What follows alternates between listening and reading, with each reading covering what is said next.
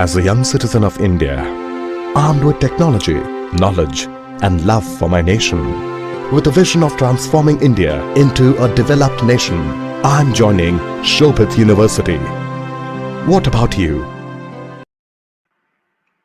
Very good morning to all of you who are participating from India and abroad.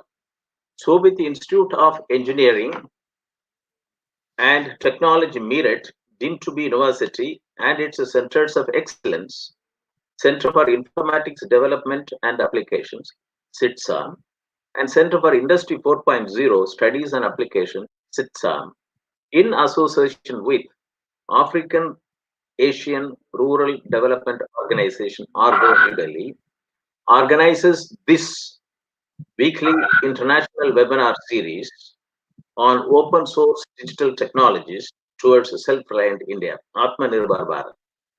Today is 20th March 2021. On behalf of the Honorable Chancellor, His Excellency, the Secretary General, ARDO, Honorable Vice Chancellor, the faculty members of the university, and on my behalf, and as Professor Emeritus and Chairman of the Centers of Excellence, Center for Agriculture Informatics and E-Governance Research Studies, Center for Agribusiness and Disaster Management Studies, Center for Informatics Development Solutions and Applications, and Center for Industry 4.0 Technology Studies and Applications. Let me welcome our guest speaker of today's webinar, Dr. Nadadur Janardhan, IAS Retd. He is former United Nations advisor and founder trustee, Haselfre Foundation, Public Charitable Trust, Chennai, and the participants from India and abroad attending this webinar. Under this international webinar series, these two centers of excellence have organized 27 lectures so far. To give a list, open technologies to provision simple and economical IT infrastructure, a roadmap for students using free and open source software, and reaching goals of Atmanirbhar Bharat. Open source software and industrial IoTs for SMEs. Free and open source software adoption and business model. Open data platform for smart digital government. Technology imperatives make in India for self-reliance. Edge artificial intelligence. Data governance for self-reliant India. Digital India transforming governance and society. India's email service, citizen@indiamail.com in 22 constitutionally recognized languages. Ecosystem architecture for digital transformation. Education system cyber critical infrastructure. Seizing opportunities in open innovation and value creation network in the digital world for self-reliant economy. This topic was addressed by Dr. Jabamale Vinanchi Arachi, former principal advisor to the Director General UNIDO, Vienna, on 5th December 2020. Emerging food security and compliance through technology. Digital India. Urgent need for semiconductor manufacturing in India. Technology investment in agriculture value chain. Role of foreign direct investment. Entrepreneurship and skill development. AI design pathways. The rise of platform economy, revisiting value chain governance. The era of automation, industrial robotics, and Industry 4.0, Indo-German perspective of technology transfer, skill gap analysis, and opportunities. Role of artificial intelligence in healthcare, current developments in diagnosis and vaccine research, digital agri-tech and agri-startup perspective, health informatics network value chain, e-health systems, and beyond. Leveraging emerging technology for ensuring transparent and traceable agriculture and food value chains. Unleash the power of citizen development for enterprise software development. e-governance models towards sustained quality service to citizens backed up by technology. Indian MSCs to adopt Industry 4.0 technology capabilities, urgent need for mentorship and accelerator programs, building public digital platform using microservices and APIs. Today is the 28th edition. We'll have the talk by our guest speaker, Dr. Nadadur Janardhan, is a former IAS officer and former United Nations founder, trustee of Haselfre Foundations, Public Charitable Trust, Chennai, a distinguished former civil servant working in early childhood development and education program in various aspirational districts of Niti Aayog of Government of India. He will be talking on the topic Health Informatics Network Value Chain, Early Childhood Development and Learning.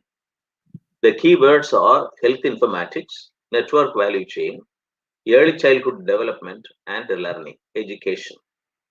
To recall, on 6th February, this webinar had the talk by an NRI entrepreneur by Mr. Nilesh Kannade, whose organization builds a customizable e-health systems technologies for the world. On the topic, Health Informatics Network Value Chain, e-health systems and beyond. E-health, digital health, health informatics network and value chain creation of value chain network. Before this talk, I also mentioned on 5th December 2022, Dr. Jabamale Vinancharachi, former principal advisor to the Director General UNIDO, talked on seizing opportunities in open innovation and value creation network in the digital world for self-reliant India, self-reliant economy. Atmanirbhar Bharat is road ahead. It is our vision of our Honorable Prime Minister, Shri Narendra Modi, of making India a self-reliant nation rested on 5 I's: intent, inclusion, investment, infrastructure, and innovation, and based on 5 pillars: economy, infrastructure, systems, vibrant demography, demand, whereby strength of our demand and supply chains should be utilized. Digital world, the rise of platform economy. The recent trends in the digital economy is evolving digital economy based on technologies like blockchain, data analytics, artificial intelligence, 3D printing, Internet of Things, automation and robotics, and augmented reality, and so on and so forth. This digital platform economy is emerging. Let us talk about, in this context of health informatics value chain, network value chain, digital health platform is very important. It is a multidisciplinary domain involving many stakeholders, including clinicians, researchers, scientists, with a wide range of expertise in healthcare, engineering, social sciences, public health, health economics, and data management. One Health, Eco Health is emerging. FHIR is a standard for healthcare data interchange, published by HL7. Digital health means AI and machine learning based on platforms that aggregate patient data. A digital healthcare ecosystem is an infrastructure that supports shift from an organization-centric to the patient-centric model of delivering healthcare services using digital platform.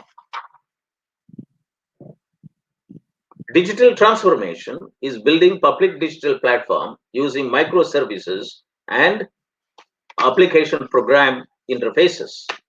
It's a microservices architecture. It facilitates development of public digital platform, integration of digital education platform, and digital health platform. Early childhood and education. Early childhood refers to the period between birth and 8 years of life. The widely used term early childhood care and education refers to a range of processes and mechanisms that sustain and support the development using the early years of life. It encompasses education, physical, social, and emotional care, intellectual stimulation, health care, and nutrition.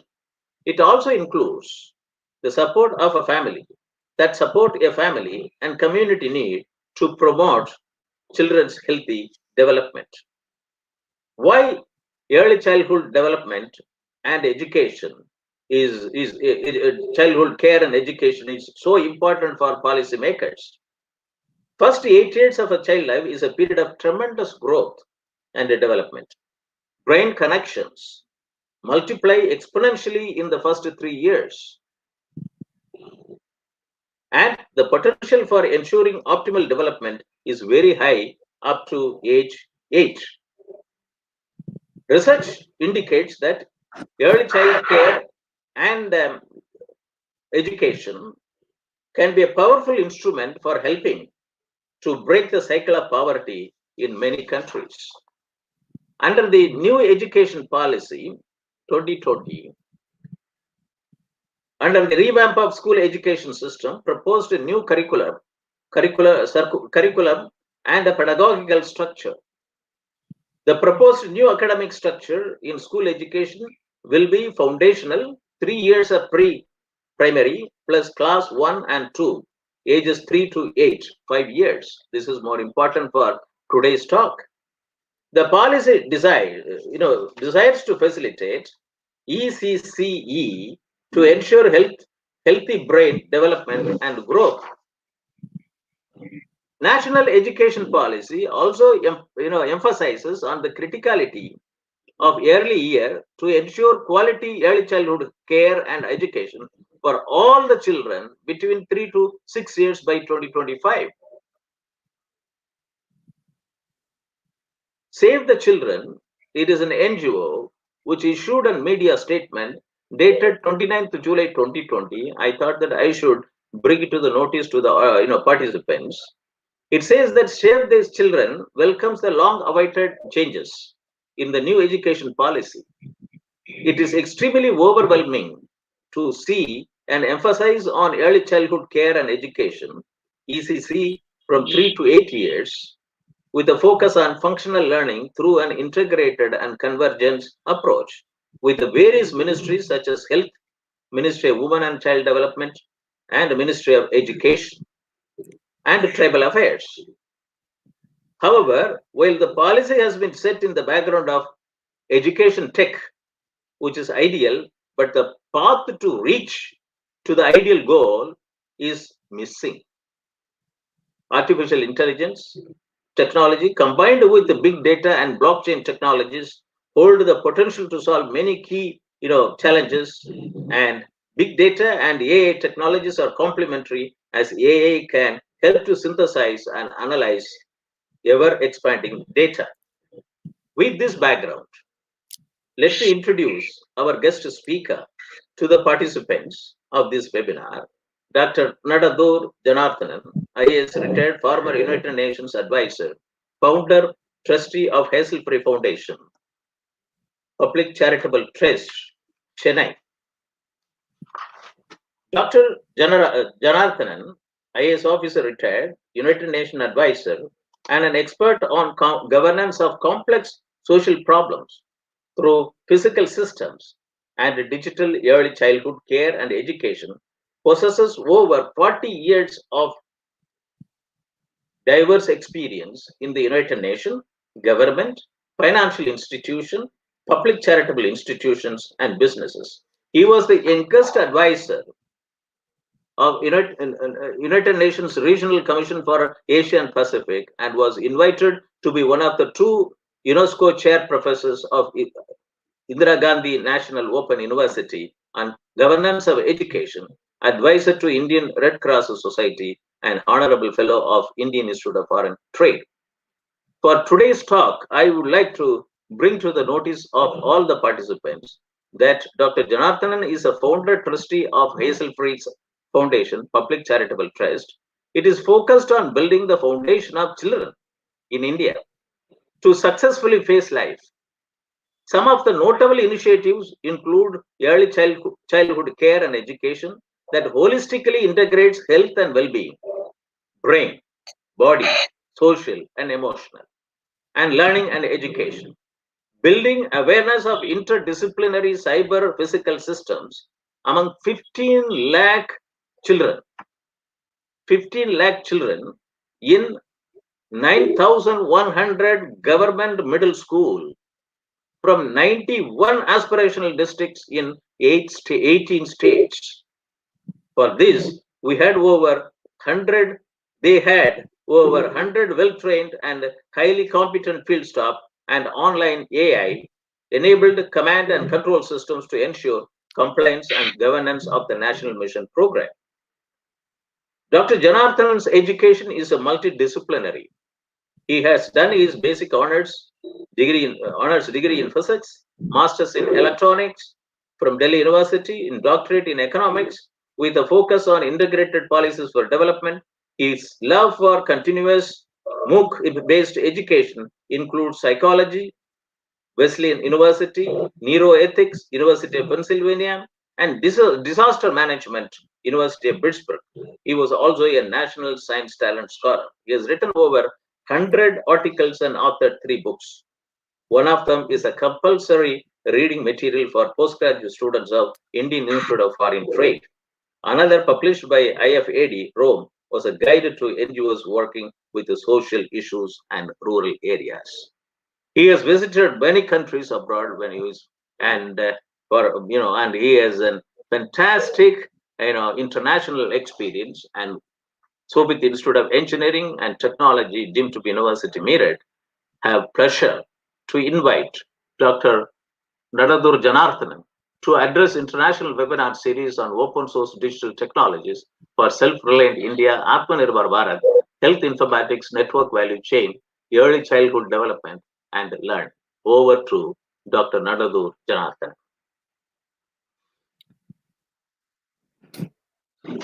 Good day to all of you. Thank you very much, Professor Moni, for the kind, detailed words of introduction.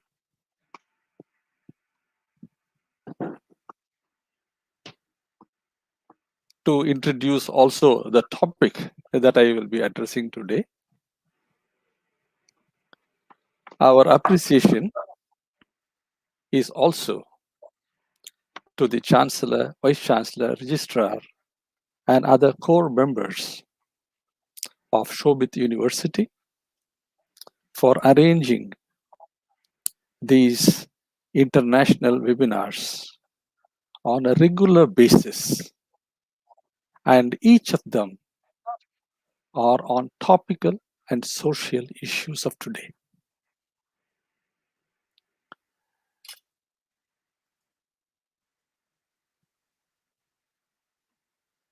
I am and we are what we are basically because of the hundreds of field staff of our organization, our public charitable trust, Haselfre Foundation. As indicated by Professor Moni, we work in 91 aspirational districts. Of particular importance is that among these 91 aspirational districts, out of the total of 115 aspirational districts,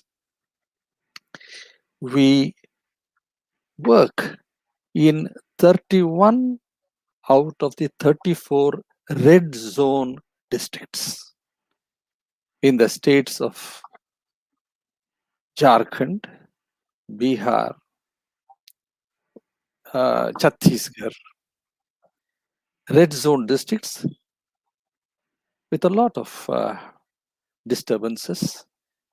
Our staff, our field staff, have earned the trust of the people and work in at least 100 villages in each of these districts.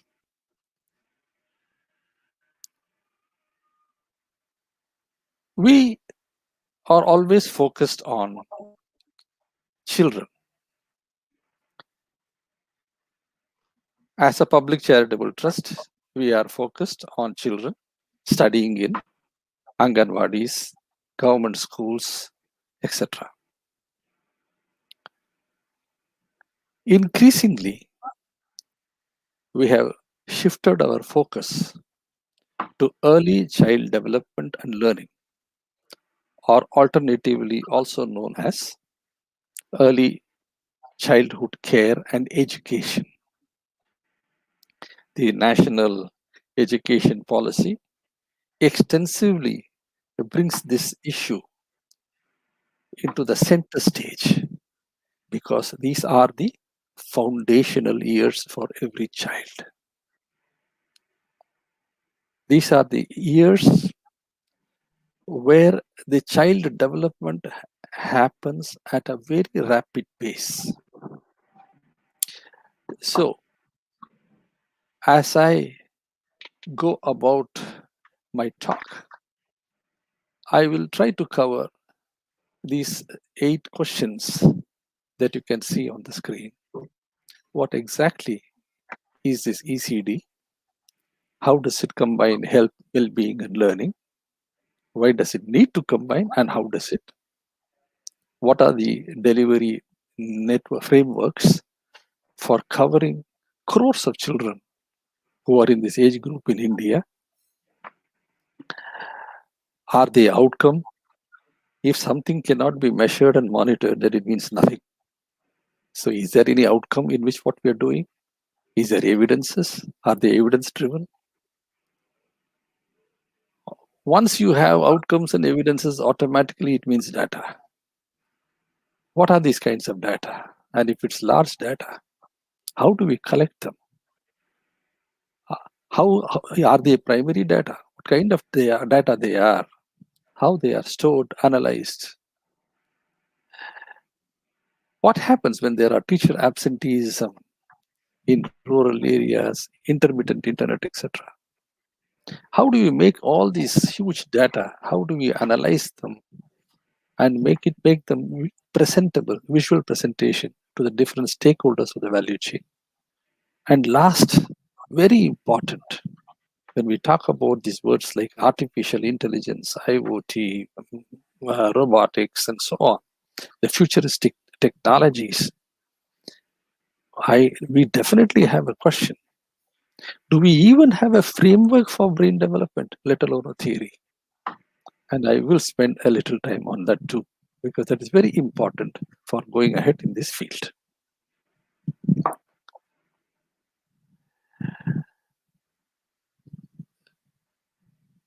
The first question, of course, is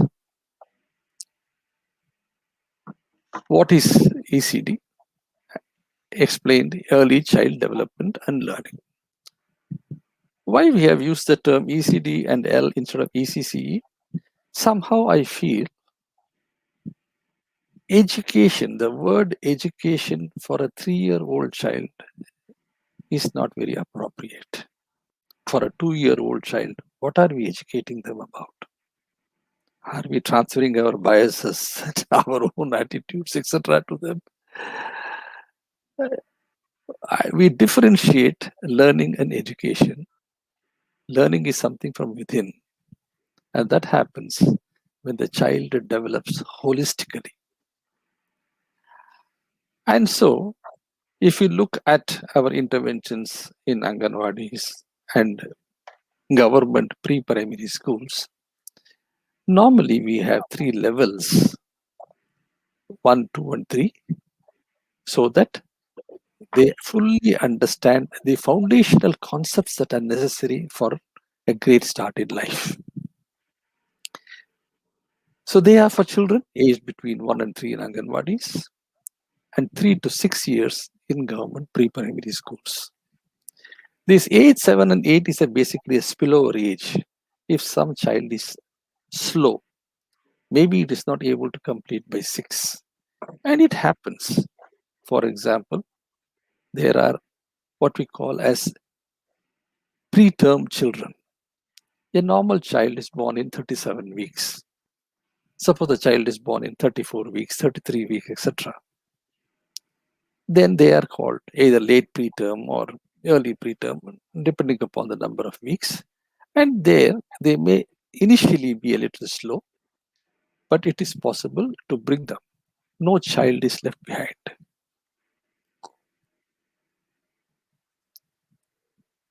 We constantly try to integrate the line of sight data from multiple stakeholders.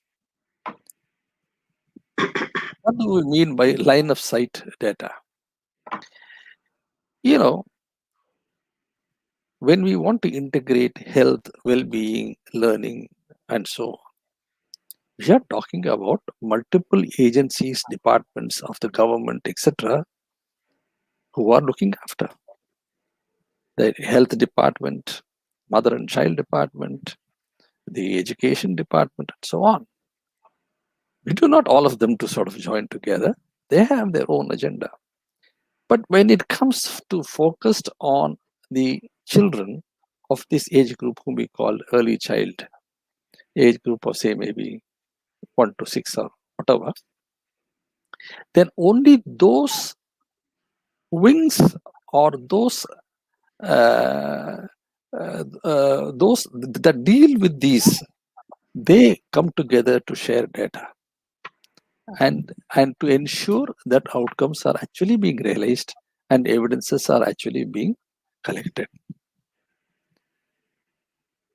This initiative does address the Sustainable Development Goal 3, which is to do with health and well-being, the brain health, the body health, the social health, the emotional health, all of which are intertwined. And when they are all intertwined and when the child grows to its full potential as per the age and stage of the child, it is a happy child. The happy child learns by itself. And we catalyze that SDG 4 using multiple frameworks. The State Council for Education, Research and Training have their own. The International Baccalaureate, the US Common Core, we are trying to take some of the best in the world, the good standards. And more importantly, we have integrated in this whole thing health, well-being, and learning. So, before we go into the other issues of how this actually is done through various agreements and so on, I would like to show you how does the end stakeholder see the things when the child does something using technology, maybe using a tablet, maybe using AI-enabled tablet and so on. It does it on its dashboard. At the end of the day, every day around 300 data points are being collected from every child when it is interacting with the system. These data points, they relate to learning, they relate to health and well-being, whatever be the activity or the module that they are doing. And in a year, nearly, if you take about 300 days in a year, nearly 1 lakh data points of every child. 1 lakh data points for every child. And if you look at our own, some initiatives that we are doing in Northeast, around 30,000 children, 30,000 children into 1 lakh data points. It is 300 crore data points. And these data, they can be structured and they may be unstructured data, like for example, drawings, voice, videos, and so on. And it is very difficult for them to look at all this data unless they are properly analyzed, curated, and brought in a visual. So you can see, well, that what the school may be looking at of interest to them would be how is the child learning the language, whether it's English or local language, math or science or social studies or technology, etc. They will see at the end of every 3 months where the child was, where it is supposed to be at the end of 1 year for that age and stage. Suppose it's a 3-year-old child. What should be in the terms of the brain health? What should be the various parameters of executive functions of health? What should be the various parameters with respect to the body, hand-eye coordination, and so on and so forth? So the school, they like to see the learning aspect. So one child, this is a dashboard for a child. It could be a dashboard for even an aggregated one, a particular classroom, and so on. In English, it is red, some cause of concern. Math, it's green, wonderful. Science, okay. Social studies, sort of okay. Technology, not so this thing. Whatever it is, they get these kind of visual clues, which when they go in, they can understand in greater and greater depth. So you have in its dashboard is doing something. I will show you a small example. The parent or the teacher or the community, depending upon who is authorized to see it, etc. How do they see it at the end of maybe 3 months? Very important. What is the child? How is the child learning? How is the child good at? Is the child every child is unique? If every child is unique, what is this child good at? That is the first thing. Is the child great in math? Is the child great in things that are related to art and culture, music, painting, whatever? And more other side, what is pulling them down? Is something pulling them down? Is it necessary for us to do something about it so that it is able to really come along with all the rest? So these are the kind of stakeholder dashboards that the school kind of looks at it for every child or for a group.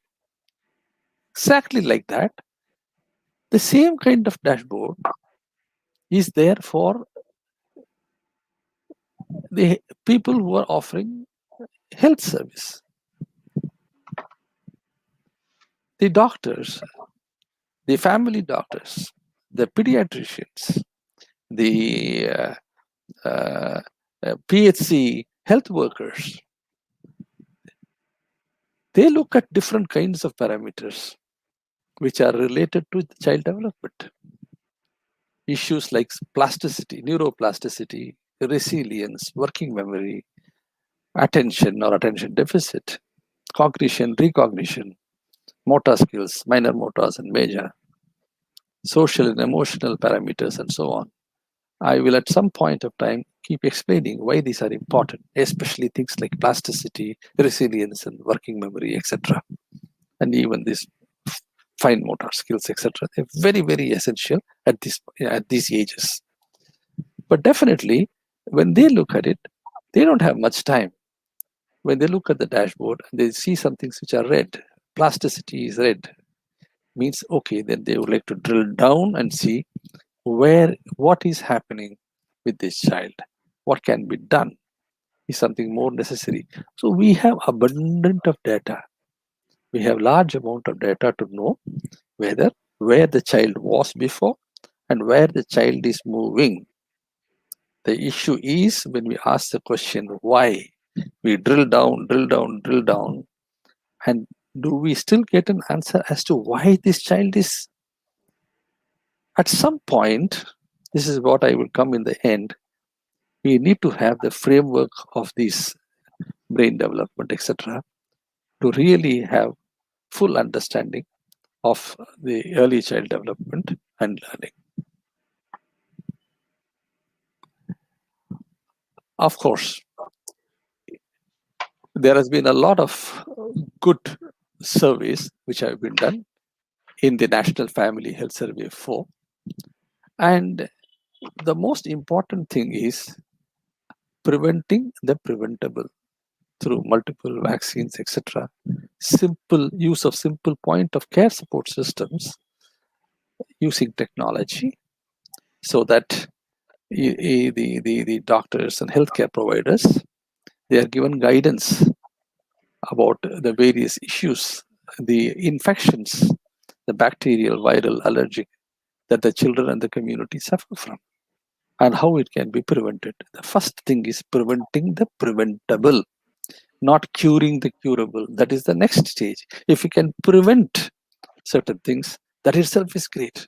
And in this early child development, if it can help in preventing the degradation of the brain development, in the degradation of the body development, the social development, the emotional development, you can think it of as some kind of a vaccine itself. Then it'll give the real foundation and great start to life. I told you that some children are there who could be slow. One of the data that will never be available with the schools and the education system is, when was the child actually born? How many weeks was it actually born? We will know the date of birth. Most of them would be correct. But was it born on the 37th week? Was it born on the 34th week, etc.? Because doing this, we don't get into any kind of biases. We don't first look at this data. But after 3 months, after 6 months of interacting with the system, we find that the child is slow. Then we look at this data to see, was it a preterm child? Because this has an effect on the motor skills, behavior, school performance. And normally these preterm children, they are definitely looked into by pediatricians, etc., up to 1.5 to 2 years. But then it is very important to follow up, not just only up to 2 years, but much more, because then only we will be able to detect the development issues early. And then only when we detect it, then we can do something about it. So it requires skills that have not been previously demanded, which might be sort of impaired. And by doing so, we are also taking those children along, and we are ensuring that without too much of problem, they also join and they also have a great start to life. So if there is a good ECD and L program or ECC and E program, these are the kind of outcomes that must actually be happening. They must develop as per internationally accepted child development milestones that has been tweaked for Indian children. Why? Especially things like height, weight, etc. are very different for an Indian child with respect to maybe a Caucasian child. So the child development milestones as applicable to Indian children, which actually flow from the international development milestones, we must be able to see whether the child is actually developing and growing as per that. And that includes the every aspect that I told, the executive functions of the brain. It includes the body, the height, weight, circumference, etc., the hearing, vision, the emotional health, social health. It has every aspect depending upon the age and stage. The second thing is that the children, they learn the daily routines. What do I mean by daily routines? In a day, children are expected to do certain things in time, certain things definitively in time. Getting up in time, immediately after getting up, maybe brushing the teeth or washing the teeth. Then to be able to take a bath themselves, put on their shirt and pant or frocks or whatever, button them up properly, have their the early morning tiffin or breakfast or food or whatever in a way that doesn't spill all over. You take all the things that are necessary to go. and so on until there is a whole set of 8 to 10 different daily routines that they must perform. And if they can perform them independently on their own day after day, my God, it removes so much of hassles, so much of tension, so much of pressure from the parents. Otherwise, you see children who are even in class 2 and 3, they even cannot brush their teeth properly, even though every day some adult in the family is telling them how to do it. This has to do with a concept called working memory, which is very different from short-term memory, long-term memory. And in the context of AI that I will be talking about, I will be revisiting this again. Third, healthy lifestyle via proper nutrition, understanding what is nutrition, what is the kind of nutritional diet, what is available locally, what are the kind of yoga and other exercises that must be done, how do you develop your gross and fine motor skills activities. These are all to do with good working memory and focus and attention, so that there is no attention deficit. There is no attention deficit. And sometimes when it is combined with emotions, it can be attention deficit and hyperactivity. Third, help comprehend active vocabulary that is many times that of their peers, cognition and recognition, and use them in their conversation. How can this be done? How can this actually happen? This happens because we do not look at anything as a silo. For example, any kind of ECD and L program, for example, if it is teaching shapes in math, simple thing, shapes, triangles, squares, rectangles, circles, etc. That is one, teaching them shapes. But immediately, we in this such a program, we could even take them to a wonderful museum. Normally in India, museums are very rare, so you can take permission, and then they can see the pictures drawn by modern artists like Kandinsky, etc., who use a lot of shapes in their paintings, and the children can see them, and then they can identify the triangles, the circles, the rectangles, the squares, etc. they are used. But after some time, the children, they understand this. They don't just do this. They start looking at these pictures in greater depth and detail. They look at the way the colors have been mixed and matched. They look at the light and shade that has been used by the artist, and they get engrossed in that. And when we see that, we see, oh, this child may be interested in art and culture, may be interested in painting, may be interested in music. It gives us a clue as to what kind of interest this child may have, so that it can develop it further.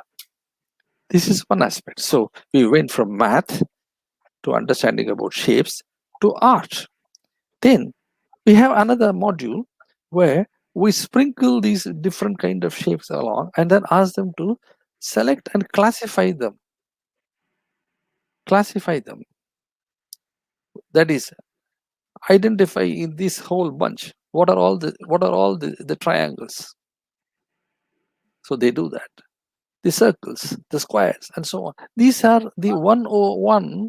These are the 101 of data analytics, understanding of the correct classification of the multiple kind of structured and unstructured data that is lying around. So there is, and lastly, from the tips that we give, for example, to the teachers after this is over, for example, we say, okay, you taught them about the shapes. Why don't you have a game with a group? Suppose you taught them about circles. Ask them to tell each of them something that is circular in shape throughout in the classroom and in around. So one child may say, "Oh, this is a fan," and that's a circle. The other child may say, "Okay, I had in the morning. I had some, depending upon where they are. I had a chapati or a idli or a dosa or whatever puri or whatever it may be. They were all circular in shape."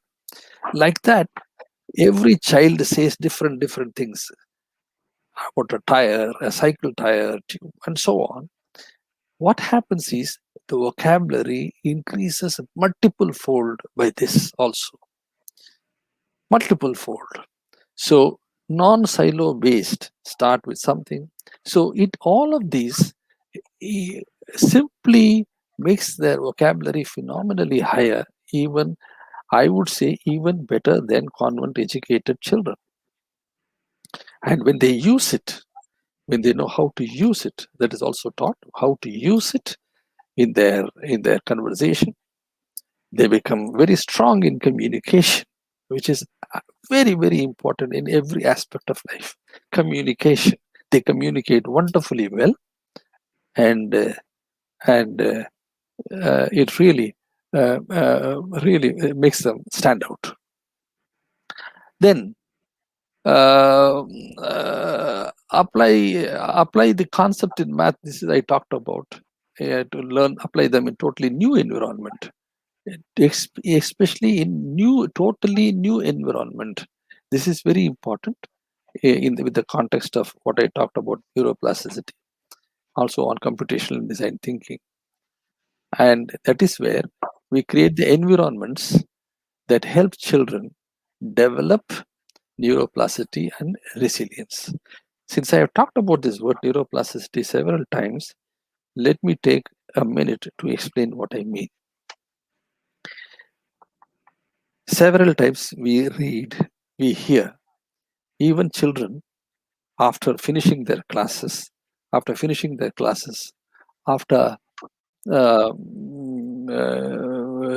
after 12th class or even after graduation, when they go for jobs, etc. So many of them saying, oh, whatever they have learned, they don't seem to be of use here. We have to teach them again. We have to reskill them. We have to teach them communication. We have to do this. We have to do that. As if their 12 years or 15 years has been a waste. And children, they get dejected. Many times they get dejected. And if their reskilling program is not proper, and they are posed with a problem which is completely different, only what they see in that problem is only 10% of what they have learned. What happens? Most of them, they just freeze. Their old brain starts working and they just freeze. They just freeze. They cannot move forward. And this is so when when any new circumstance, new environment is placed before them, there are only three things which the old brain makes you to do. Fight. If you think you are really capable, you fight. Flight, run away from the problem. And of late, freeze. Neither you fight nor you flight. And they become very despondent and sometimes even depressed. But some of them, if they are properly trained, they take a chance. So what it is new? Let me try something. They move ahead. They don't freeze. They move ahead. They may fail. It doesn't matter. In our systems of ECCE, they must be such that failure is no problem. Failure is nothing. You must only learn from the failures. You must get up and learn from these failures and try again and again and again till you solve. This really brings back the confidence. And the more you do it from an early age, you are taught from an early age to be able to to really act in environments that are absolutely different and strange, and to be able to not bother about failures.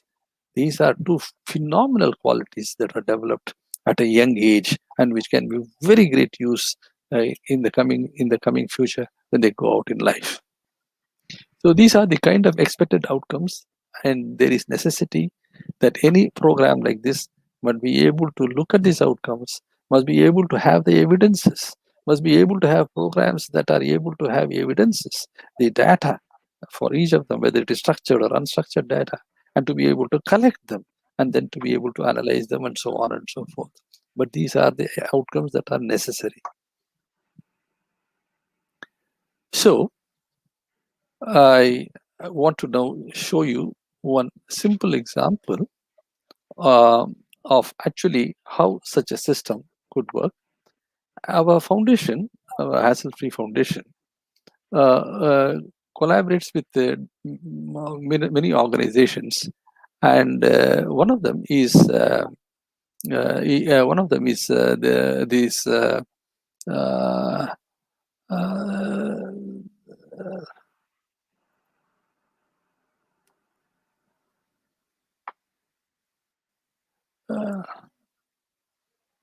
One of these organization is Nidara Children. This organization,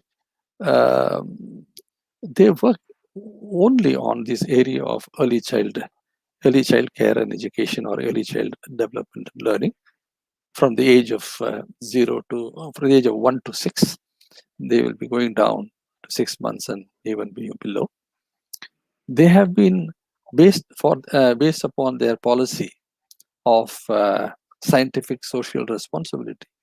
They make available their products and services to us at a pittance, and this helps us to go to and reach out to children in Anganwadis, children in government pre-primary schools, etc., in a way that costs them, that they can really, that actually they don't pay at all, but whoever pays, they are, even if they pay little, we are able to make available these products and solutions of early child development and learning. So we thank these Nidara children also. They are a bunch of people who are extremely focused on love, care, affection, and ensure that only the best is made available to children, whatever be their social standing, wherever they are from, whether they are from cities, towns, rural areas, aspirational districts, it doesn't matter. They have a very uniform way of doing things. I would just like to take you on a simple example as to how this actually child dashboard works in that system, and how we have used it for so many children in government pre-primary schools and even in Anganwadis. Normally, they have normally in the system, you generally, when they power on, it goes on to their site, nidarachildren.com. Then you see here that you sign in, and when you sign in, you actually are taken to whichever the subject that the teacher wants to, whichever the level that the teacher wants to take, depending upon the age and stage of the children in that. So when I say twos, they are also separate for girls and boys. Slight differences are there, especially in terms of the maturity levels and their emotional and social health. So there is a difference for the Tina is the one who is doing for the girls, and Rahul is a character who does it for the boys. And this is for the twos, the children who are 2 to 3, that the preschool are 3 to 4, and so on. So assuming that you have, so these are the kind of one. And in this example, we have chosen for the children from 3 to 4, and the lady's photo there, that could be a parent, it could be a teacher, it could be any other person who is a stakeholder. So normally in every day there will be certain concepts that will be taught. The concepts that taught are actually a mixed bag, from learning, that is from language, that is from math, and also there are, as you can see, a right button there. It could also be on from specifically from health, but whatever they may be, what you will be seeing is, whatever they be, both health and learning are actually combined continuously together. This is the first step. The second thing is, the UI is so done that when first thing is, there is always a talk by the Tina introducing what is going to happen. It is maybe for about less than 6 seconds, introducing in simple way what they are going to be learning. when this happens, when Tina is actually guiding the children are expected to learn. So in any setting, we give them the tablets, the headphone, etc., and they listen. Each child is working on its tablet and headphone, and it is listening. And when it is listening, that arrow, it is not green, it will be gray in color. I will show you. As long as it is gray, the child knows that the Tina will be talking and introducing and listening carefully. And after listening, it will interact, and that arrow will become green in color, and they will move ahead. So, for example, as it is introducing about the capital letter A or any other in the local language, the play button, it is gray in color. When it's over, then only it becomes green and they go to the next one. As normally, many of the places, for example, in the Northeast, except in Arunachal Pradesh, children have never seen an apple. Never seen an apple. So A for apple means nothing to them. They just cannot relate it to that. What is this apple? But they have always seen ants, black ants, red ants, small ones, big ones. They can relate to them. It's a smaller word too, just three letter word.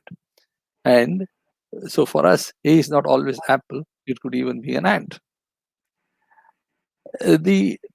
As I said, we use multiple pedagogies and theories of learning. They use. Now in this, after they have understood about that, there is this particular component of that module where they are supposed to actually shoot down 25 A monsters. Children love this. They love to shoot, they love to kill, and these are all, you will see them day in and day out doing it. How do you bring them into learning? First, why 25? In andragogy, that is adult learning, you need to tell only 3 times for a proper cognition. That is why in the 80s, if you see, there was this kind of advertisement which came in the TV. Washing powder, Nirma, blah, blah, blah. Three times. So much so, after 40 years, I still remember washing powder, Nirma. Have I seen Nirma? No. Have I used Nirma? No. Do I know whether Nirma exists today? No. I have never bothered about it. But somehow in my mind, I am able to washing powder, Nirma. That is in andragogy, adult learning. For pedagogy, child learning, it has to be at least 20 times. So every time the child is touching that, what happens in this when the game is being played, these A monsters, they move from left to right, right to left, top to bottom, sideways, etc. at a speed that is predetermined by us for the age and stage. So when they touch them in the touch screen, if they touch them correctly, then that monster will fall down saying A 25 times. But what happens is when they actually play, they are not able to exactly touch them. Instead of 25, it will be 30, 35, 40. Of course, there is a range. Now, why it happens? One is, of course, learning. You learn, you touch them, you learn about A 25 times. It goes into your cognition. But what else is the help thing that we are learning? When they are touching and it is not actually touching that A, then actually, if it is not exactly touching in that manner, then that means there could be a problem in hand-eye coordination. This hand-eye coordination plays a phenomenal role in child development. Hand-eye coordination, that could be one reason.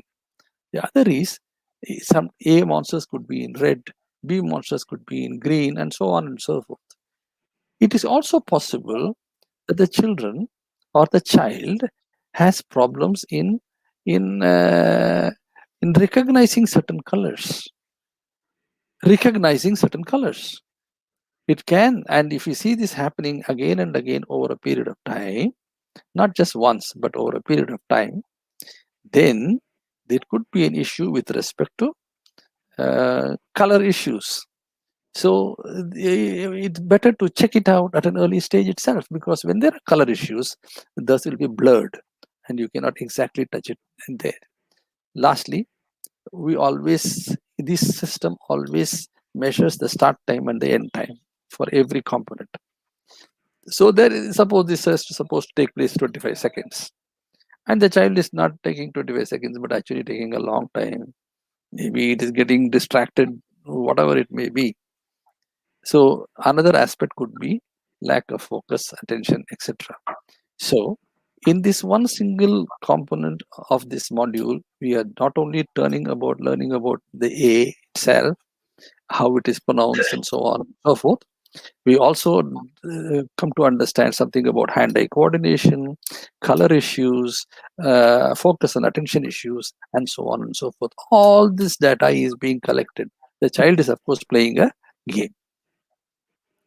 The next one, of course, is the coloring aspect. Now, they learned about, they've seen an ant. Yes. So mostly children, they start coloring the ant itself. They may do it very realistically based upon what they think, maybe just a black ant or a red ant. Some children, they are not at all interested. They may just scribble and go away. No judgment. But some children may become very creative, and so they may have the head in green color and body in red color and so on and so forth. No problem. Each of them could be expressing their own things in a different way. But these are all noted. And over a period of time, we see how this is actually developing. And it can tell us a lot about the interest of the child itself. So this could be one of the early attempts by one of the child. And you can see, if nothing, it's a wonderful painting, I would say, and something that the parent would like to cherish to have it. There are many parents who like to see what is the first letter that they have drawn, what is the first painting that they have drawn, and so on and so forth. These are all wonderful things they can actually collect and keep it and so on. It's so beautiful. I always say it's so beautiful. Always pat the children when they do something right.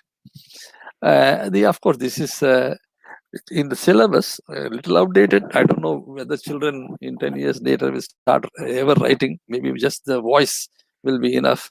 Automatically things will happen.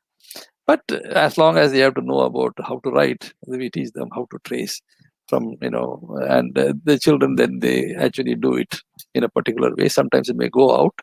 So based upon that, whether it is inside, outside, how it is done and all, we also sort of gather the data on all of these issues. These are all unstructured data, not structured data. And this is the most important one, and the one we always end with, which is the thing, environment that is different from what has been taught. Here, they are asked to identify all those that begin with letter A. Beginning with letter A.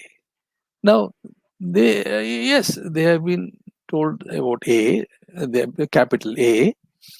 So they have been sort of introduced to an ant, never to an apple, not to an art, and definitely not to the letter C.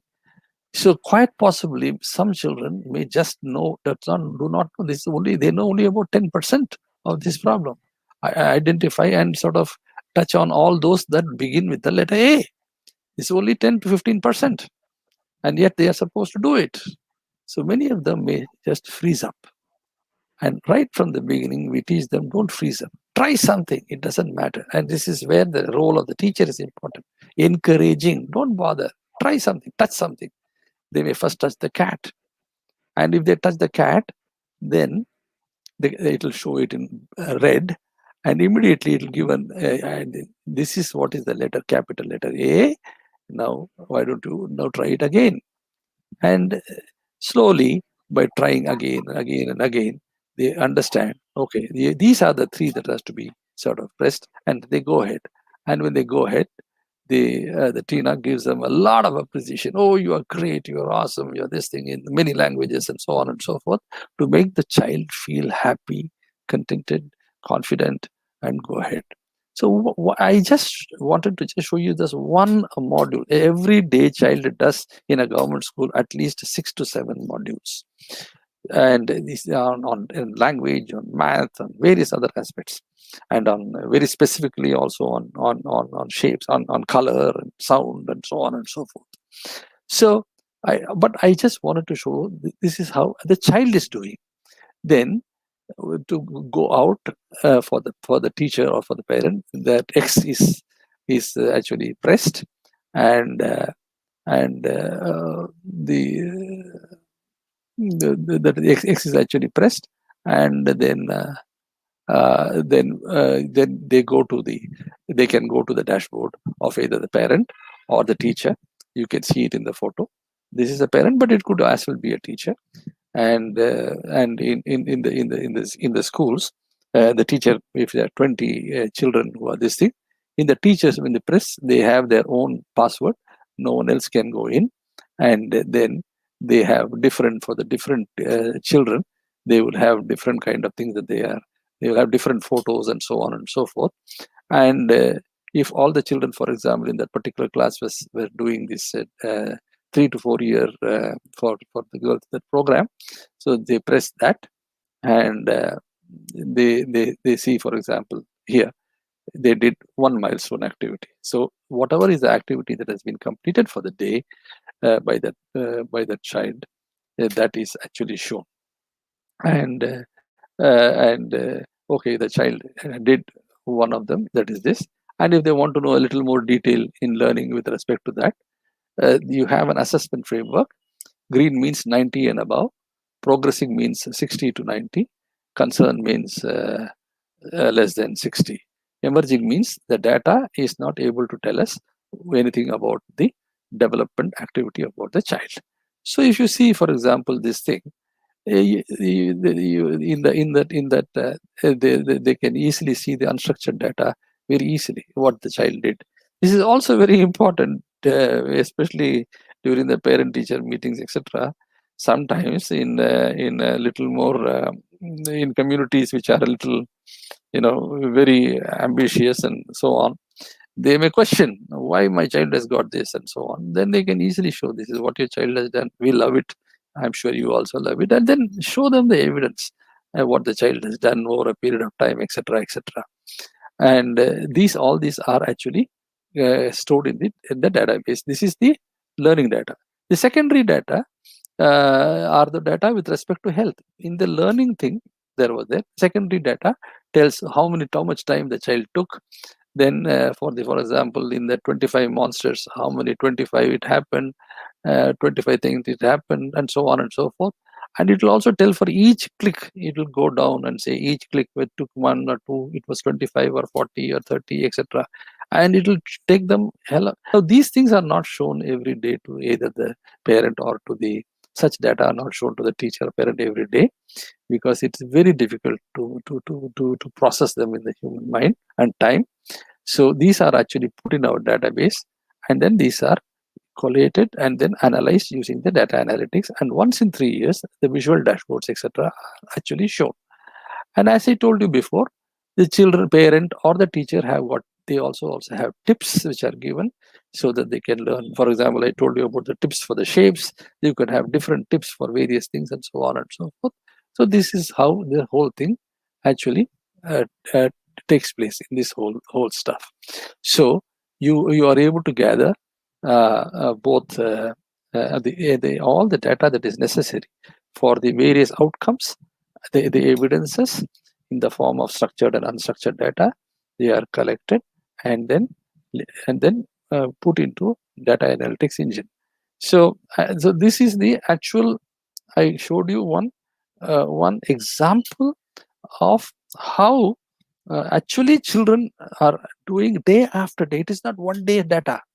Every day when the school is there, the children do for at least definitely do for 1 hour max. 1 hour max, because as per the Pediatric Association of India and the Pediatric Association of the USA, the screen time should not be more than 1 hour. So this is what has been given. So the children do for max 1 hour, and It can also be in a controlled mode where first the teacher, her tablet is connected to the LED TV, and first does it to show how it is done, and then gives the control to the children so that the children can do it by themselves. So this is was the actual this example that I gave you from an actual this thing that is actually done. So now I go back to my where I had left this thing, and I have a few things to sort of tell about data. Some of the elements of technology and data itself. Now, as I told you, these data, I mean, they are children data, and there are a lot of issues with that respect to this data. The data security is the data within the country, the security of the data, how secure are they? What about the privacy? Can it be shared by anyone and everyone? Is this dashboard to be shown by? How do you anonymize the data? And so on and so forth. There are multiple issues that are there. They present a phenomenal opportunities and challenges. And all of these must be kept in mind when we are actually working with early child development and learning. Definitely. And each of them are, for example, when we talk about security and privacy, the safest would be to follow the GDPR rules, the General Data Protection Rules of the European Union. They are the toughest. And the Indian ones are a little lax, but it is better to be safe than sorry. That is the general feeling. And our laws are also catching up with all of them. So as long as we are able to keep them secure, and and so we normally the cloud is a preferred medium, and using it as a platform as a service saves a lot of we don't have so much people who are so savvy about every aspect of a cloud. So using it as a platform as a service, one can define what you want, what kind of service level agreements that you want, what kind of laws that it should be able to fulfill, where the servers of there should be, also to ensure that the data does not move out of the country, and so on. All, and to have the performance, where are you actually doing it, and what is the nearest server at that end, and so on. These are the various kind of issues that can be sorted out and need to be sorted out in this. And these have to do with the laws of the land, the regulations, the rules, regulation, laws. Compliance is very important in this early child development. It may be boring, but no issue, whether it is boring or otherwise, you have to comply, otherwise you end up in trouble. And we do not want children's data to be misused at any cost. So when you actually talk of, and I said this data is pretty huge. I just told, even just in 1 or 2 states in Northeast, it could be 300 crore data points. And when you talk about 15 crore children in India, you are talking of some phenomenal amount of structured and unstructured data. So what are the common features of them? Well, they are generated by product of other act. So child is playing some game or doing something in the learning in this thing. A hell of a lot of health data is being actually generated. The origin is somewhere here, but actually the generation of the data is multidisciplinary. The proportionality encompass all data from a particular source. So here we are not talking about generally about one whole class or one whole school. We are talking about every single child. Every child is unique. Every child that is unique has got their potential. That potential has to be realized. And then we need to encompass all data from that particular source. And it has to be captured events over time. In these kind of systems, you just don't do it in one day and then do after 1 week and so on and so forth. You do it every day whenever the school is open or whatever it may be, so that over a period of time, it captures the events over a period of time. It's dynamic. And these data, they are of varying forms. It could be binary 0, 1. It could be even, for example, when you're talking about the start time and the end time, it is not 0, 1. It could be various kind of stuff, even structured data.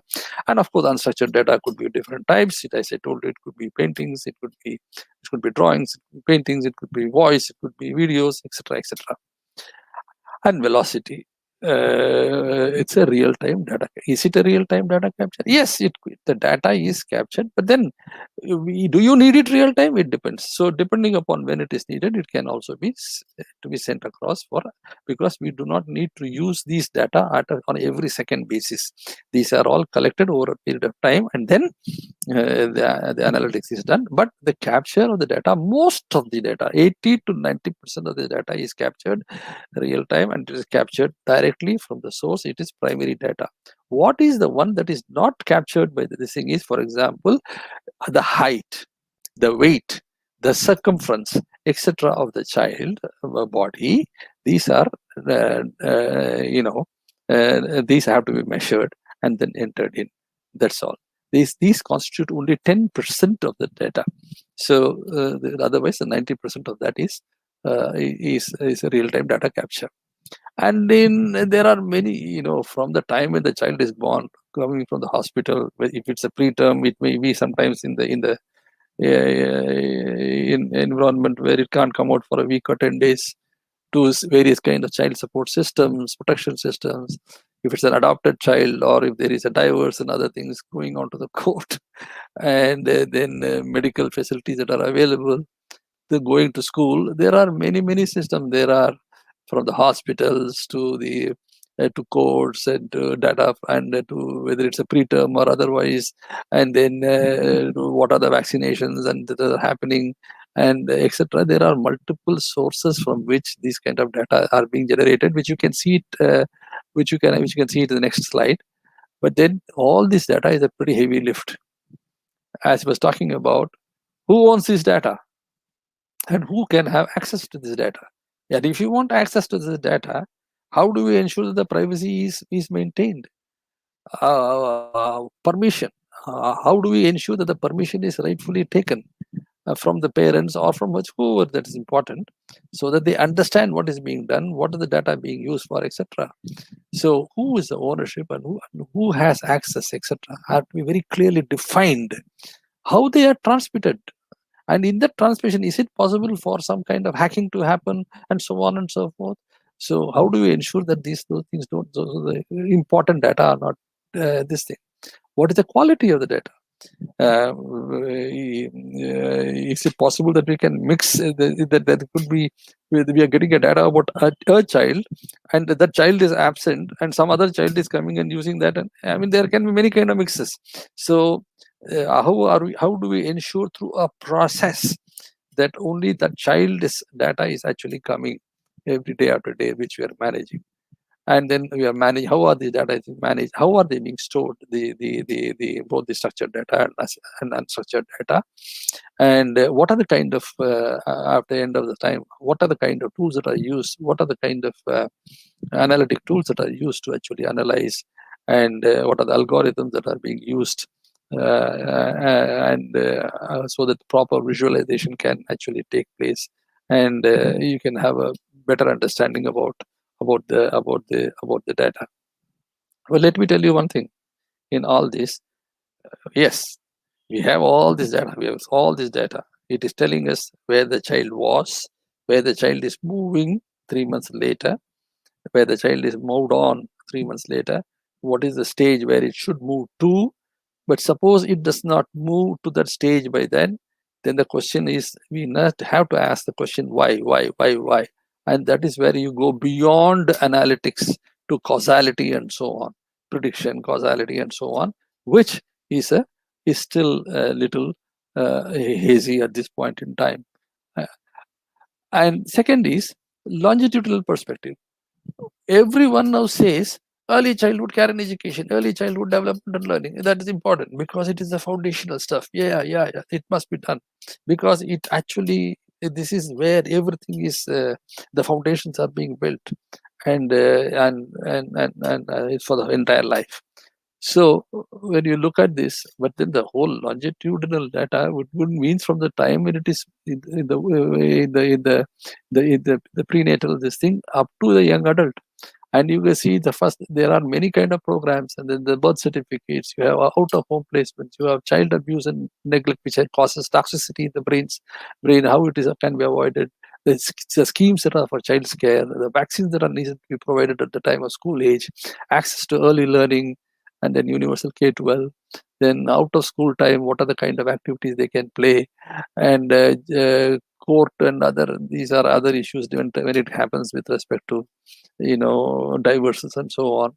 And when you come down, there are programs where these people from Anganwadi health workers, etc., they actually do home visiting, and then they have special needs care.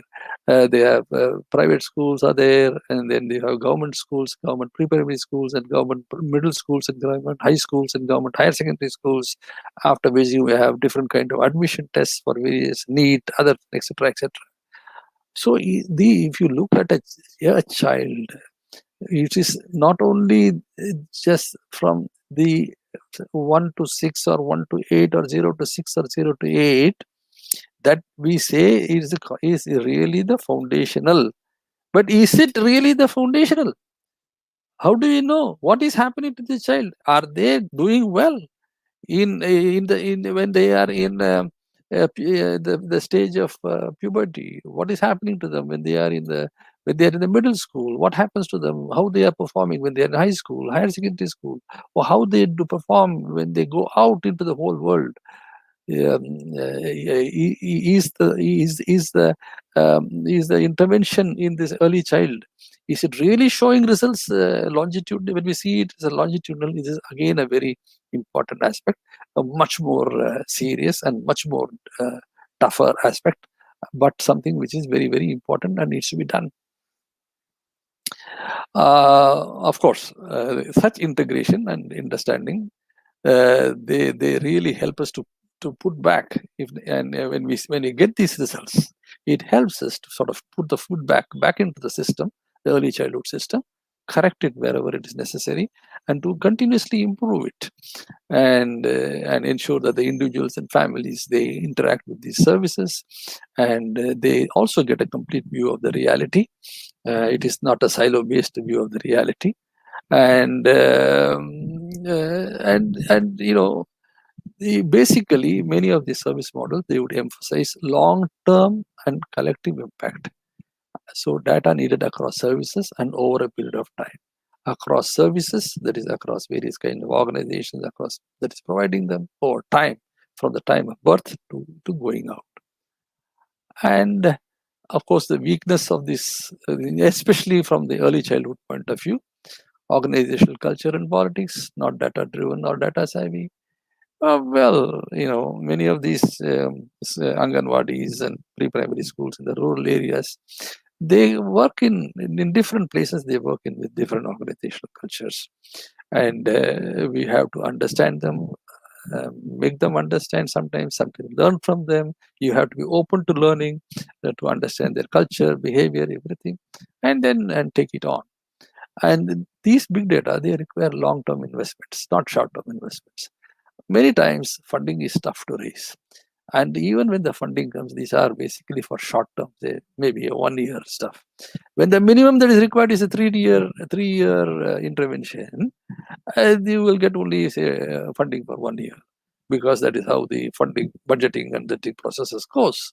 Or even when in some people give the CSR funds, etc., they always like to do it, in a short term kind of. Most of the time, it is a quick fix kind of stuff.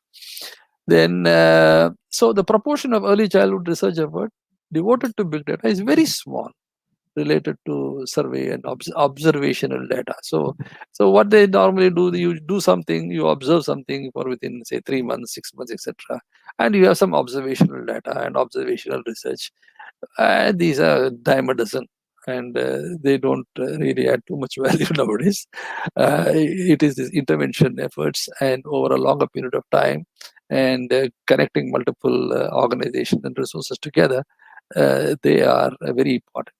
And even when we are able to, sometimes we have very few experts who are able to work with big data analytics, and going beyond to causality research and so on and so forth. These are certain areas that require people, investment, time, money, resources, and a lot of patience and perseverance. So just a repeat, the challenge: funding, data access issues, data depth issues, data frequency issues. How frequent is that is enough? How do you need the data? Once in 3 months we should be able to do it, or once a month should be able to do it, etc. These are all things which one must decide. And how do we use this data to inform the decision making? Because whatever you may do, you get at the end of 3 months, oh, this child is simply superb in math. And then, but can I automatically take it to higher level without informing, without asking the parent, without asking the school? No, because they have to take the call, whether it is if it's a brilliant, or if it is something which is pulling them down. Ultimately, there are many other factors that come in. That so the you can do the measuring, you can do the monitoring, but the managing has to be in consultation and this thing with the appropriate stakeholder for that child. And then finally, to be able to expectations of the partners. And the different parents, different societies have different expectations from the child. So the foundations have to be appropriate. You build a house, naturally you can draw any kind of design for a house, but then you need to have the foundation for that house. And if you want to have the foundation for the house, then you call a civil engineer. He sees whether it is a clay soil, sandy soil, that is it in a seismic zone, and so on and so forth. And then he asks, how many floors are you going to build? Is it a 1-story building, 2-story building, 4-story building, 100-story building? And then, so the foundation itself is very much dependent upon the various, that is the certain things which is given at the time, the genetic thing, the nature, and something that comes from the aspirations, which has to come from nurture. So it's the nature and nurture that acts together, and the foundations have to be appropriate to the expectations of the people. We having done this, I just wanted to inform we are planning in Northeast going beyond. As I was telling you, we need to have a much more ecocentric approach. It cannot be just for early child development and learning. It has to be much more. And so this is a great opportunity to add many other parameters, especially in aspirational district. And if you take one of the aspirational districts that we wish to work with, is Riboy. Now, there are about 100 schools and preparatory schools. Now, you can add, for example, the program of WASH, that is water, sanitation, and hygiene, which covers both SDG 3 and 4. Then you can have very clear focused on vaccinations, etc., for preventing the preventable, SDG 3. We can get collaboration from the culture and art department for painting on the wall using local art and so on and so forth. You can have local language and the culture. For example, when you talk of language, they have their local language and they have their local culture. Many of them in the Riboy, they would be speaking the Khasi, the local language, which has got 27 letters. And in a way, for me, it's very interesting to see that they have words like ak, the word ak, and they have word like ing, ng, like ng, ing, and so on. So they have such letters and so on. Coming from Tamil Nadu, that I come, we have such letters too. They of course use Roman letters, so that's. But anyway, but still adding local language and a lot of culture. They have a phenomenal amount of cultural these things in that place, which includes their food, that includes their forest produce, that includes their rivers and the birds and so on and so forth. And all of this is drawn into their culture. Then attention for girl child, which is very specific, SDG 5. Then solar energy for lighting up not only the school and this thing, but also giving power to the various things, and even a little beyond, SDG 6 and 7 and so on. This what we told, to have a smart village, the network centric, the centric approach that has been talked about by Professor Moni, to have a concept of smart village where the community is participating, where there are also all this also helps in building entrepreneurship and building this local skills for their life and living. All of them makes it a completely a societal approach, an ecocentric approach. And in doing this, probably when we do this in an integrated manner like this, possibly there could be good funding from organizations such as Niti Aayog, etc., who are constantly looking at ensuring, seeing that the aspirational districts don't remain aspirational all the time, that they come out of it and they show the way for others, and through to this thing. And so that brings me to the last and the very important one: what next? And I always told you that data alone is not enough. You need to go beyond data. And do we even have a framework for the brain development, for early child development, for causality, etc.? Do we even have that? And somehow it's now the time is 1 o'clock. I am not very certain that we have the time for going into that, excepting saying that unfortunately my own view is that we don't even have a framework. I would like to know from Professor Moni, do we have, is my time now up? Can I shut down, or I have some time to speak a little about this framework for ECD? Professor Moni? 10 minutes time? Okay, 10 minutes time. Okay, I'll just give you a very small example, on the brain itself. When we evolved, we had what is called the reptilian brain. It had only two, three functions. Originally, the fight or flight. That's it. So any input came, it saw. Within seconds, within 1/100th of a second, it took a decision whether I can fight with this, whatever that is I am seeing, or I have to run away. That's it. There was nothing further. This is what is called that. But these reptilian brains are also pretty complex. It's not simple. For example, you take a reptile, any kind of reptile, you will see that they can smell well, they can see well, they can move fast, they can even attack. They also have fear. They can, and so on. But you see that their brains, they are such that they are a repetition of the same kind of networks. It is not very complex in the manner. But over a period of time, there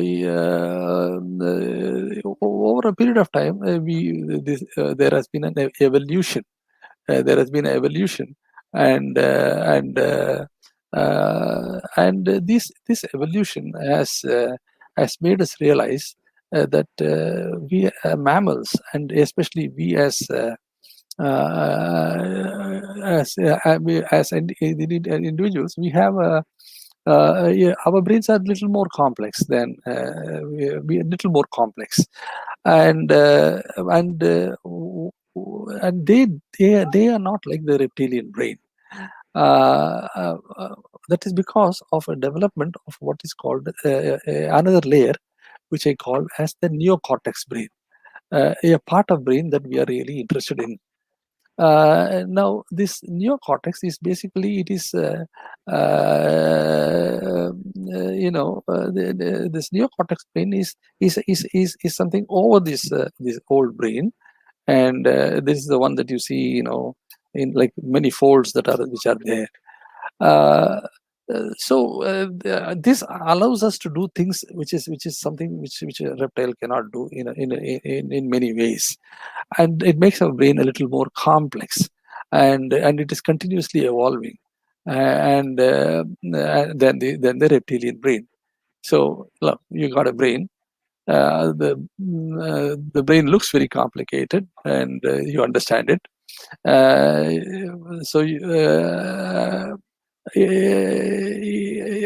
But then how is this evolution of the brain? Why then, if you are having this kind of evolution, why is it that we are not having any kind of theory that is able to explain many things? And now, if you take, for example, any normal science, like physics or any other this thing, you will notice there are theorists, there are experimentalists. The theorists predict something, and the experimentalists say, "Oh, this is right as well, but or not right," and then there is a constant interaction, and they get and they develop it. But when it comes to things like neuroscience and epigenetics and so on and so forth in this area, there's a lot of work that is going on continuously and a lot of data that is coming on experimentally. But the framework for that to really test it out, it does not seem to be there. And there is a lot of unexplained data, a lot of it.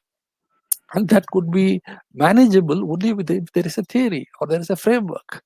And somehow we have ignored it all along for various reasons.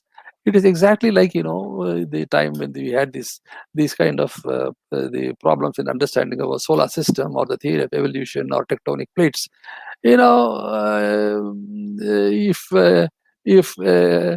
in the case of solar system, for example, the idea that the Earth is spinning, the surface is going 1,000 miles an hour, going through the solar system at 1,000,000 miles an hour. Now, if I say this is lunacy, I mean, if you're sitting there and I'm not moving 1,000 miles an hour, I mean, I'm just stable. And if I said that Earth was spinning around in space and was huge and all that stuff, then they will lock you up. That's what they did back then. And it was what is intuitive and what is obvious is actually not the reality. Whether it is in understanding the solar system, or in understanding even evolution. For example, evolution. If you believe in evolution, then we all have a common ancestor. Even ancestor with a plant in the lobby. It's kind of unbelievable. And the same thing is about tectonic plates. All the mountains, continents, etc., floating around on top of the earth. It doesn't make sense at any point of time. But then, what doesn't make sense and all is not this thing. You need to actually get out of this box. So what is these are all incorrect assumption, and that is keeping us away from understanding our brains and the framework of brain and having it. So the point that we want to say is all that is wrong. The intelligence is actually originally they were always intuitively thinking that somehow intelligence is defined. Please hear this clearly. Intelligence is defined by behavior. Intelligence is defined by behavior. We are intelligent because of how we do things and how we behave intelligently. But that's wrong.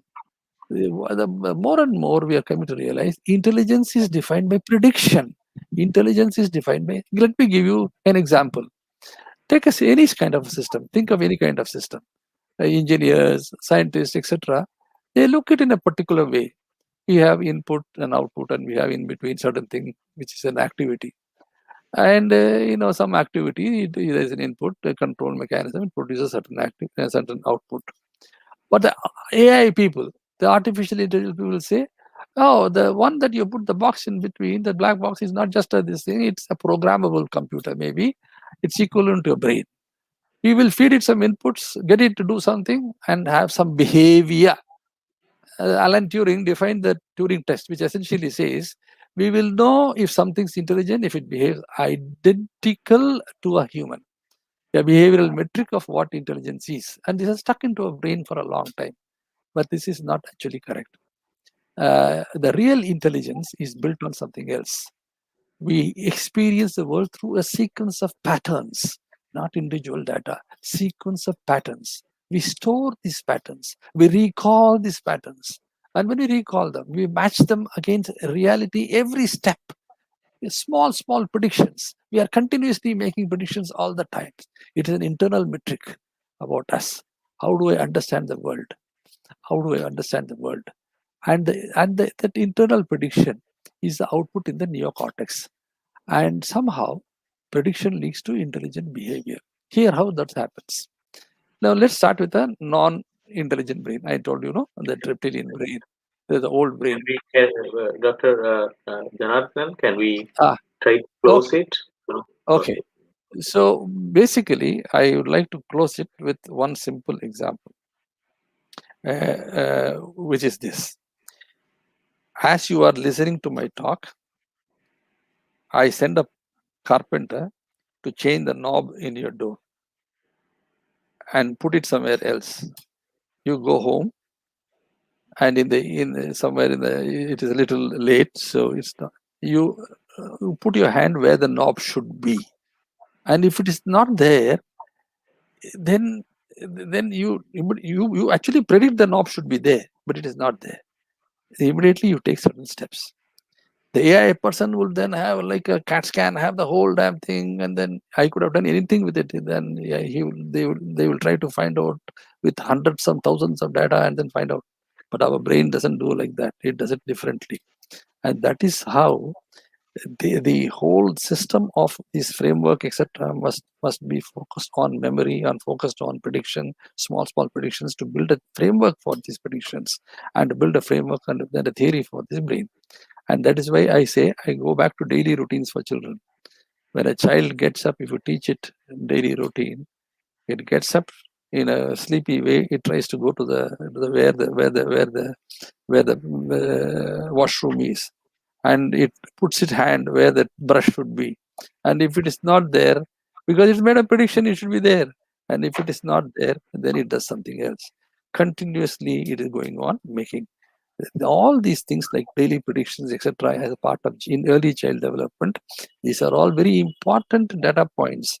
These are all very important patterns. These are all very important things in the brain that helps us to go ahead in our field.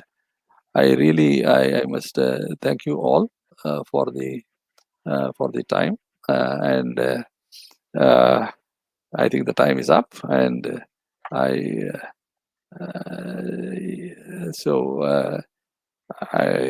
if there are any questions, I would like to take them. Mr.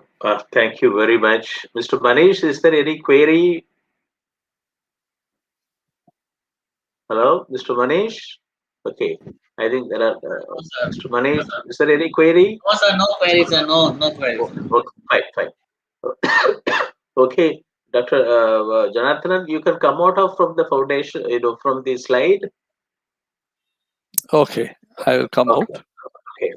Thank you very much for your very innovative, insightful, and very meaningful, talk on health informatics network value chain and how you are able to integrate early childhood development and learning with the different system stakeholders, and it needs to have an value chain creation. And this is the right time that we should see this opportunity for creating value chain networks. And today your talk has brought out various issues. For many of the people, it may be that early childhood development and learning, they should have given the importance in which it deserves.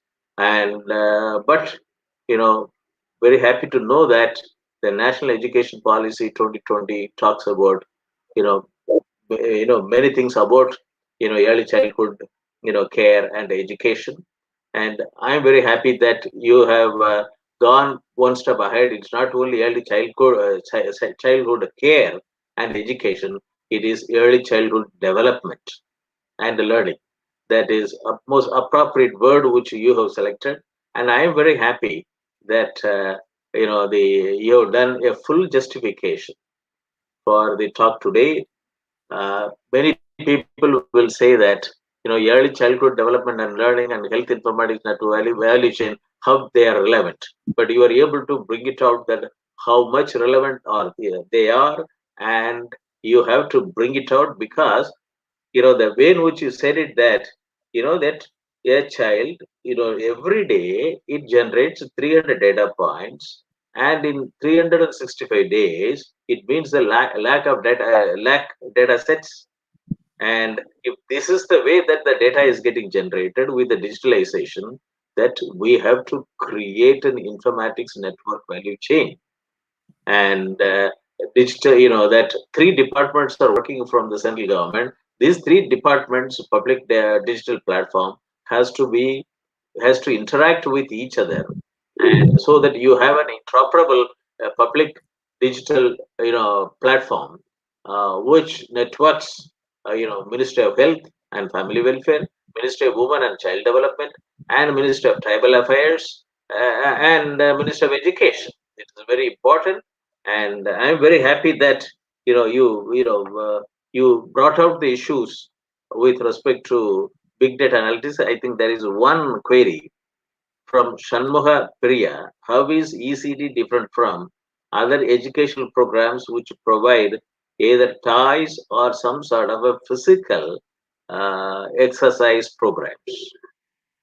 Over to Dr. Janardhan. Yes. Thank you. It's a very pertinent question, and a very important one too.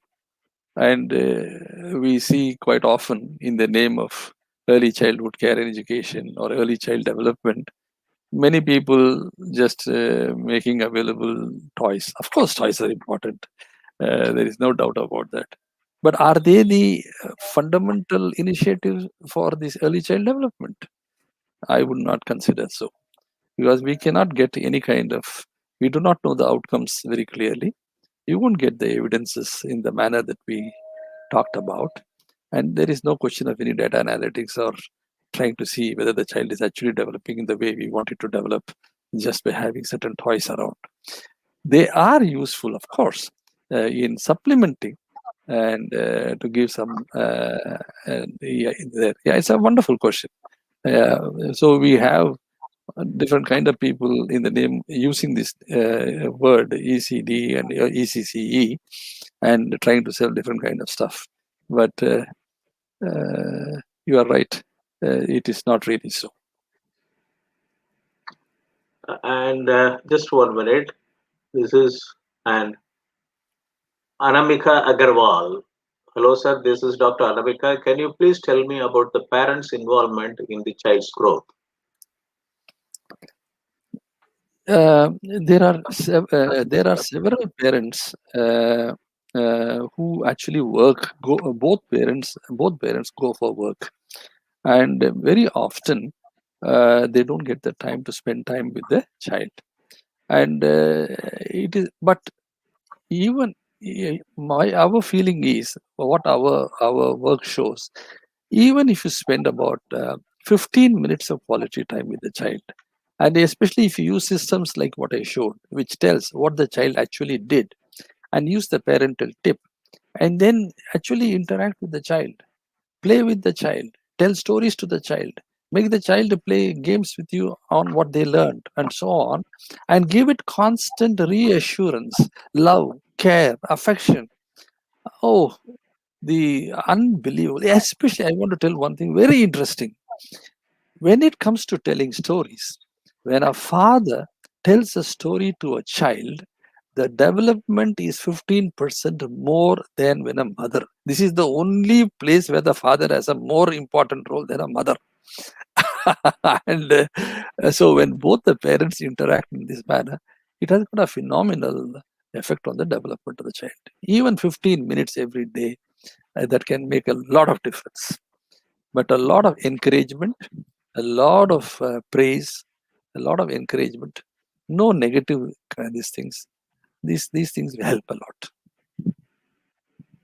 Thank you, Anamika Priya and Anamika Agarwal and Shanmuga Priya. And one more question, Uma Kritika. Hi sir, this is Dr. Uba. How does this program help in holistic development of children?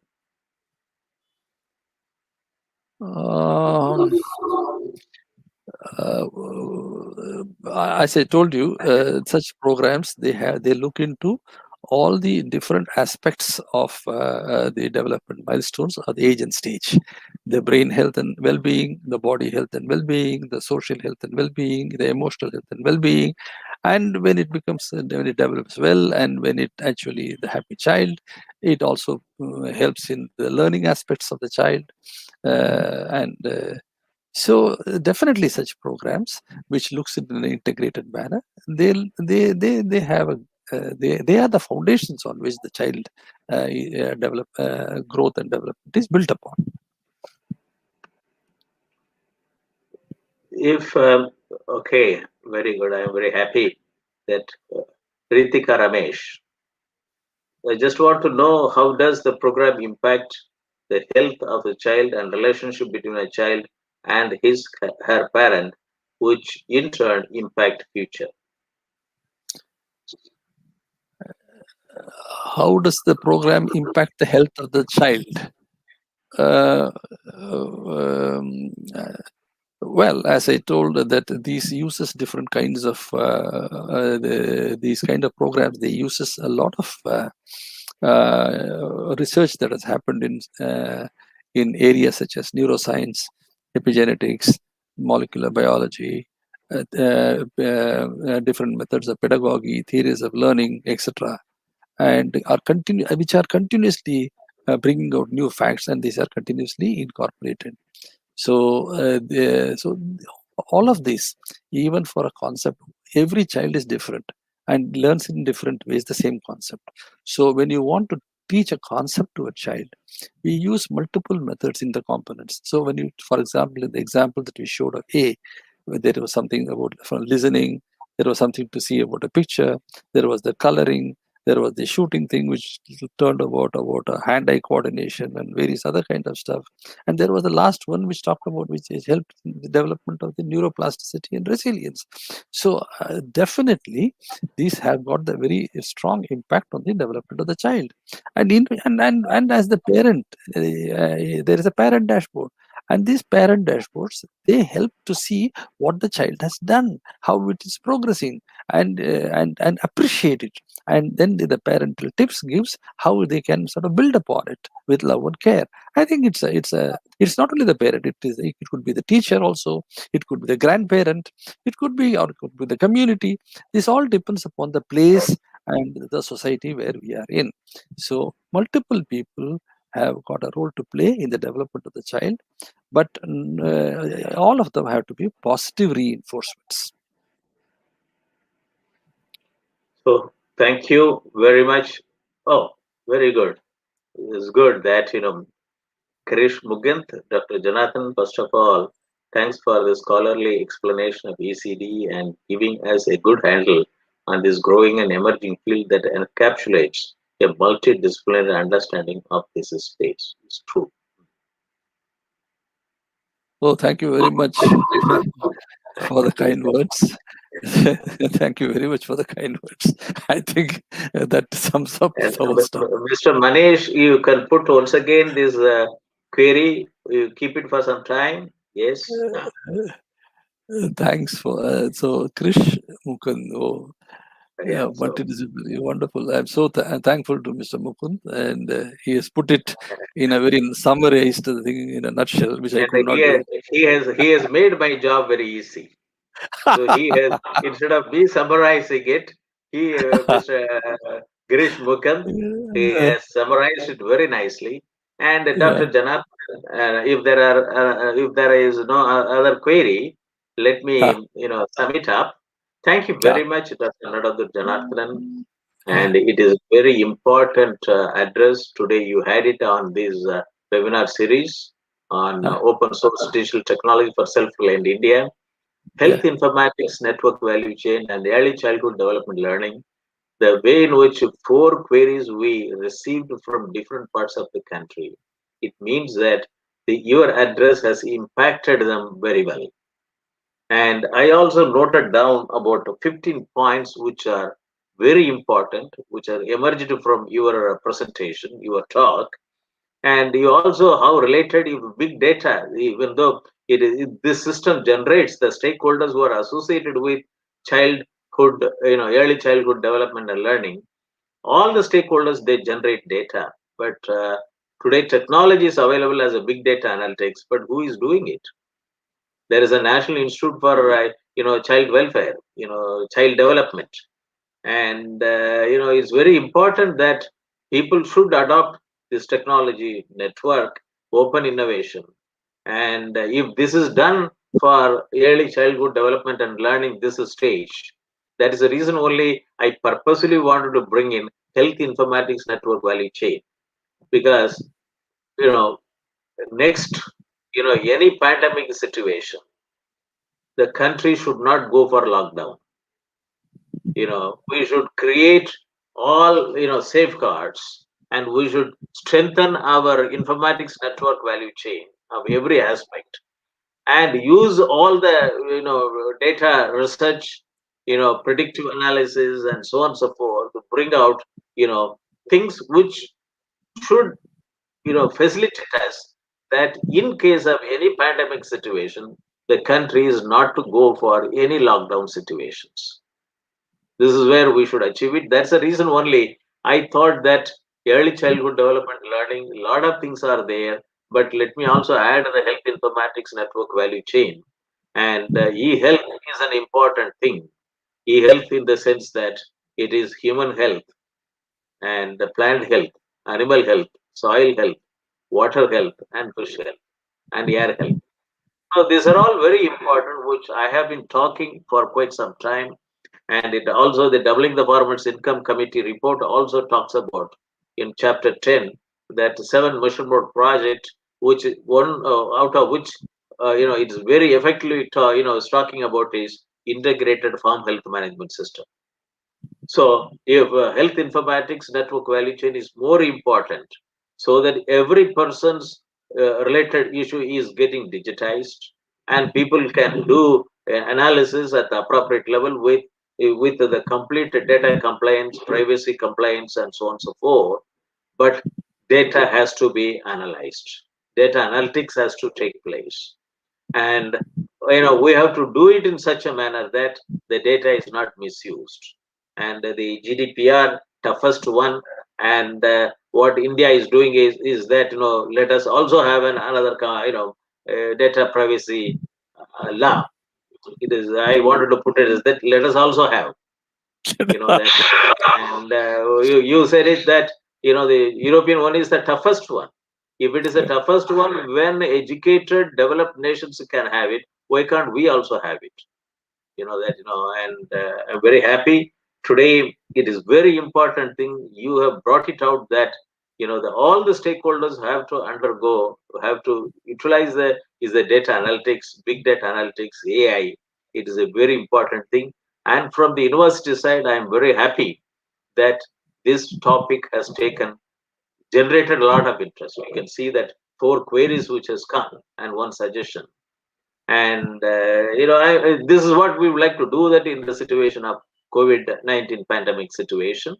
And thank you very much for your very insightful and very progressive address for the last 1 hour 40 minutes. And I have no other words but to appreciate and congratulate Dr. Janardhan, and we should work together, from your NGO, your foundation, and the centers of excellence of the Soviet University have to work together to bring out that the plans for Northeastern for ecocentric approach project.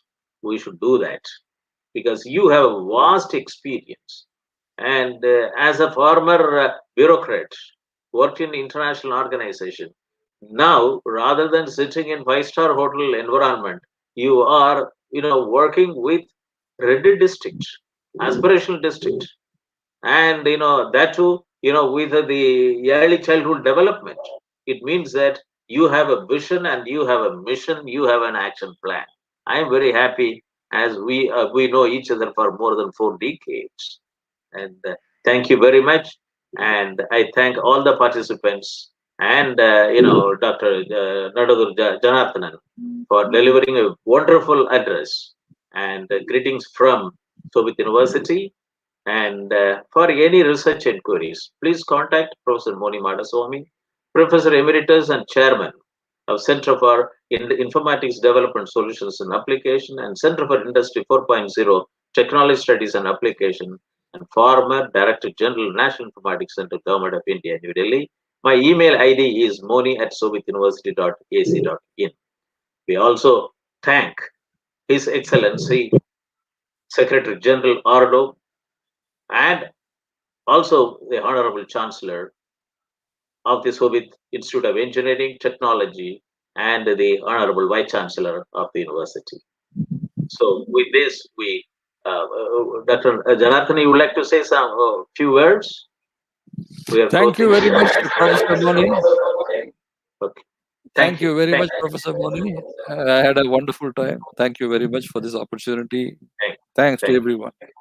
So we close the seminar and we leave studio. Thank you. Thank you. Thank you.